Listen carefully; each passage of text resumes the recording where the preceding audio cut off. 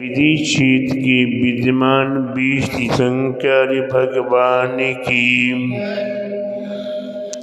तीक्षित नेमीगिरी नेमीनगर के मूल एक श्री 1008 आदिश्वर प्रभु आदिनाथ भगवान की जय। आचार्य गुरुवर 108 परम तपस्वी परम तिषि संति श्रोमणि पंचवर्ष के जल के त्यागी स्वतंत्र सेनानी ज्ञान वृद्धि तपो वृद्धि वयो वृद्धि वात्सल्य मूर्ति आचार्य श्री 108 नेमी सगर जी महाराज की जय।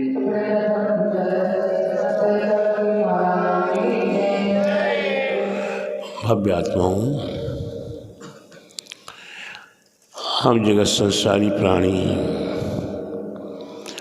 निरंतर प्रयास करते हैं कि हमारे द्वारा कोई भूल से भी भूल कर पाप ना हो जाए, क्योंकि सारा जगत पाप से भयभीत है। इसीलिए धर्म करने का प्रयास करता है, चाहे वो हिंदू हो, चाहे मुसलमान हो, चाहे सिख हो और चाहे ईसाई हो या जैन हो या हिंदू संप्रदाय का कोई भी किसी भी संप्रदाय का व्यक्ति हो। जैसे कि ये मान लो कि भगवान आदिश्वर आदिनाथ के समय में मारीच ने 363 मत चलाई थी। 363 मतों में भी कहीं भी पाप करने का उल्लेख नहीं किया, पाप से बचने का ही कहा है। अगर पाप करोगे तो कोई भी हिंसा, झूठ, चोरी, कुशील, परिग्रह आदि कुछ भी करेंगे तो उसमें पाप होगा। ऐसे पाप से बचने का उपाय हमारे आचार्यों ने बताने का प्रयास किया। उसी प्रकार से पाप से बचने के लिए और भी रहस्य की बात बताने का प्रयास किया है कि हम संसारी व्यक्ति कुछ दान पुण्य भी किया करते हैं। क्या करते हैं? दान पुण्य आदि किया करते हैं। कोई अपने आहार दान में, औषध दान में, अभय दान में, ज्ञान दान में या मंदिर की विकास आदि में दान आदि दिया करते हैं। ऐसे दान दातार अनेकों हुए हैं। कोई दातार हुए हैं कि जिनने अपनी जमीन दान में दी, किसी ने अपने मकान दान में दिए, किसी ने अपना धन दान में दिया और किसी ने अपने धन के माध्यम से धर्मशाला बनवाई, किसी ने अपने धन के माध्यम से प्याऊ औषधाला बनवाई, किसी ने नाना प्रकार से दान देकर अपने जीवन को पुण्यमय करने का प्रयास किया है। प्यारे बंधुओं, दान देने के उपरांत अगर उस दान की वस्तु को या चढ़ी हुई वस्तु को अगर कहीं पुनः वो श्रावक लेता है तो दोष का भागीदार।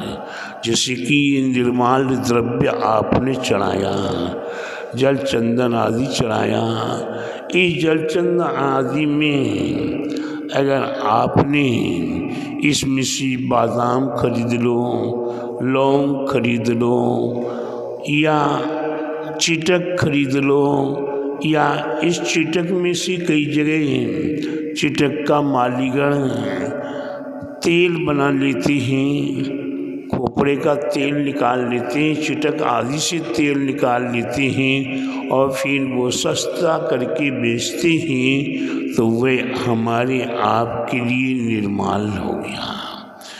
वह हमें खरीदने के योग्य नहीं है। अगर उसी प्रकार से वो नारियल है, कोई चाहता कि नारियल सस्ते मिल रहे हैं, माली सस्ता दे रहा है, हम उसे वापस खरीद लें, तो वह खरीदना निर्माल्य द्रव्य है। उसी प्रकार से किसी ने कहीं कोई ज़मीन अपनी दान में दी है, किसी ने अपना मकान दान में दिया है, तो वह दान का दिया हुआ मकान भी अगर कोई लेता है, खरीदता है, तो वह भी दोष का भागीदार है। इसलिए प्यारे बंधु, निर्माल्य द्रव्य बहुत रहस्यपूर्ण बात है। निर्माल्य द्रव्य रहस्यपूर्ण बात है। एक छोटा सा उदाहरण मेरे को याद आ रहा है। एक सेठानी, एक सेठ जी, जिनमें सेठानी धर्मात्मा थी, सेठ जी धर्मात्मा नहीं थी। सेठ जी को केवल मात्र कैसे बाप बड़ा न भैया, सबसे बड़ा रुपया, उनको सारा सब कुछ भूल जाते। उन्हें केवल माँ सुबह से लेकर रात और रात से लेकर सुबह 24 घंटे कैसे पैसा आए, कैसे पैसा आए, और पत्नी की भावना निरंतर रहती कि हमें दान पुण्य करते रहें, पूजा करें, पाठ करें, मंदिर जाएं। इसी में सेठानी के मन में विकल्प रहता कि मेरे सेठ जी मंदिर नहीं जाते, मंदिर नहीं जाते, मंदिर नहीं जाते। और सेठानी सेठ जी को मंदिर भेजने का लाख प्रयास करती। प्रयास में एक प्रयास वे सेठानी करती अंत में कि सेठ जी को पैसे का लोभ है, तो वे 10 का नोट देती और माली को दे देती। और फिर सेठ जी को कहती, सेठ जी एक बार आप मंदिर जाकर देखो, हो सकता कि आपको भगवान कुछ दे दें। ऐसा बहुत दिन सुनते सुनते एक दिन सेठ जी के मन में आया, चलो सेठानी की बात मान लेते हैं, एक बार मंदिर चलते, कुछ मिलता है क्या। जैसे सेठ जी मंदिर गए और मंदिर से वापस निकले, वही माली को जो सेठानी ने 10 रुपया दिया था, किसके लिए कि सेठ जी आएंगे, मंदिर का दर्शन करेंगे और वापस निकलेंगे, तो आप सेठ जी को 10 रुपये दे देना। क्या बोलना, भगवान ने दिया। अब सेठ जी को 10 रुपये मिला, सेठ जी बड़े खुश। अब वो प्रतिदिन सेठानी जाकर 10 रुपये देती और सेठ जी के हाथ में वापस मिल जाता। सेठ जी बड़े खुश। सेठानी एक दिन कहती, सेठ जी अब आपको 10 रुपये तो मिल ही रहा है, एक काम और करो, आप भगवान का अभिषेक करो, आपके लिए और भी ज़्यादा मिलेगा, भगवान और भी देंगे। धीरे धीरे 20 का नोट देना शुरू किया। सेठ जी के लिए 20 का नोट मिलता, बड़े खुश, बिगड़ लागत के थोड़ी सी में 20 का नोट मिल गया। ठीक उसी प्रकार से वापिस 50 रुपया, 100 रुपया देना शुरू किया। पंडित सेठ जी अब इस दर्शन भी करने लगी, अभिषेक भी करने लगे, स्वाध्याय भी करने लगे, माला भी फेरने लगी।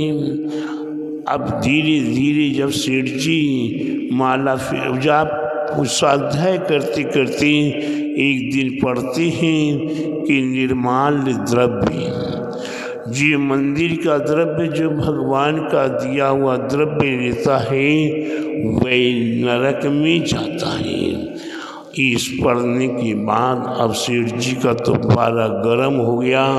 घर आए, सेठानी की पर हजारों गालियाँ दे रहे हैं, तुमने तो मेरा नरक का द्वार खोल दिया, मेरा नरक का द्वार खोल दिया। तो सेठानी बिल्कुल मुस्कुराती रही, मध्यस्थ रही। अंत में सेठानी धीरे से कहती, सेठ जी अब आपने बहुत कुछ कह लिया, मेरी बात सुनोगी? बोली, सुना, तुम क्या सुनाती हो?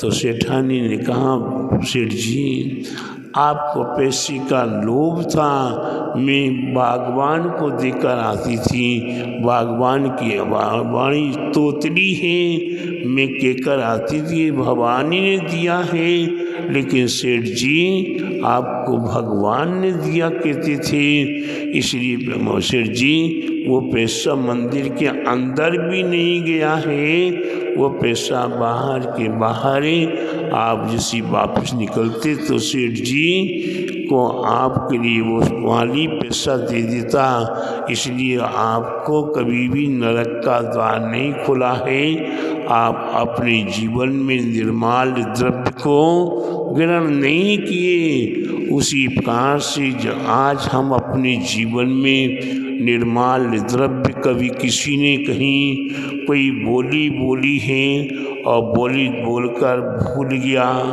या जोश में, आवेश में, होश में, या और अन्य किसी कारणवश उसने अपनी बोली का पैसा नहीं दिया। जिस जगह का पैसा उस जगह ही देना चाहिए, अगर उस जगह पर नहीं दिया तो वह निर्माल द्रव्य हो जाता है। और वैसे तो नीतिकारों ने कहा है, अगर दाहिने हाथ में है और आप कहीं दे रहे हो तो दाहिने हाथ से दे दो, बाएं हाथ में तो बाएं हाथ से दे दो, लेकिन बाएं हाथ का दिया दाएं हाथ को मालूम ना हो और बाएं हाथ का दिया हुआ दाएं हाथ को मालूम ना हो। इस प्रकार से दान देना चाहिए और दान देकर हर विषय, दान देकर हर्षित होना चाहिए। और दान अगर कहीं देकर बोलकर फिर दान नहीं देते हैं तो वे महान निर्माल द्रव्य। और वैसे हमने कई भक्त देखे हैं जिन्होंने कोई दान आज बोला 1 लाख रुपया, तो रात नहीं बीतने देते हैं और अपना दान का राशि दे दिया करते हैं। अगर लेने वाला नहीं ले पाता है तो वह व्यक्ति जितने दिन उनके पास वो पैसा रहता है तो वो उसमें ब्याज पर्याप्त ब्याज सहित मंदिर के लिए पैसा दिया करते हैं। इसलिए प्यारे बंधु, दान का पैसा, दान की वस्तु, दान का द्रव्य, दान का मकान, जमीन जायदादी, इस सभी निर्माल्य के रूप में हमारे आपके लिए हुआ करते हैं। इसलिए ये द्रव्य हमें वापस खरीदने का कोई भी मौका नहीं होता। जो खरीदते हैं वे दोष की भागीदार हुआ करते हैं। इसलिए प्रत्येक भव्य आत्माओं कई जगह होता है, मंदिर ने दुकानें बना दी और दुकानें बनाकर उन दुकानों को किराए पर दे दिया, वो बाद में ना दुकान किराया बढ़ाती हैं और नई दुकानें खाली करते, ना मकान खाली करते। तो प्यारे बंधु, वह भी दोष का कारण, निर्माल द्रव्य का कारण है। और ऐसा निर्माल द्रव्य जो भी ग्रहण करता है कालांतर में वह पतन के कारण बना करती हैं, पतन का रास्ता अपने हाथों से स्वीकार करते हैं। इसलिए प्रत्येक भव्य आत्माओं को विचार करना चाहिए कि हम दानम दुर्गति नाशनम, जो दान दिया करता उसकी दुर्गति का नाश हुआ करता है, और जो दान की वस्तु को ग्रहण करेगा उसका क्या होगा। प्यारे बंधु, भावांतर में मैं नहीं कह रहा हूँ, सोमसेन आचार्य ने, कुमुदचंद आचार्य ने एवं अनेकों आचार्यों ने ग्रंथों में महान महान कुफल बताया हुआ है।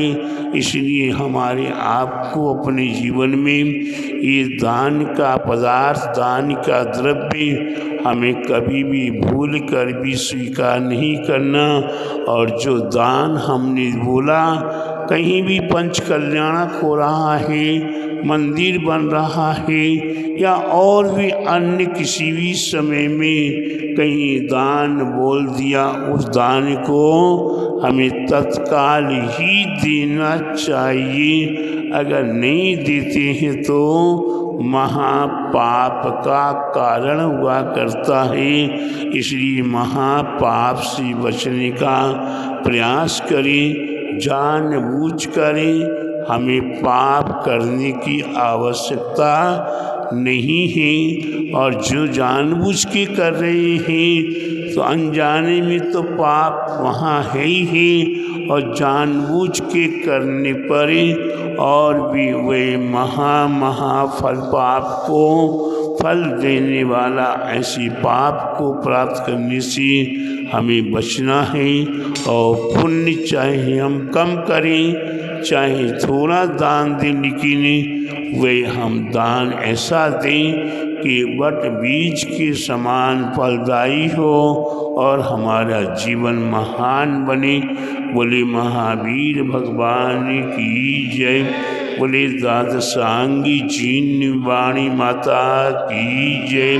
बोले आचार्य गुरुवर 108 परम तपस्वी परम तिषि संत शिरोमणि पंचवर्ष की जल की त्यागी स्वतंत्रता सेनानी ज्ञान वृद्धि तपो वृद्धि वयो वृद्धि वात्सल्य मूर्ति आचार्य 108 नेमी सगर जी महाराज की जय।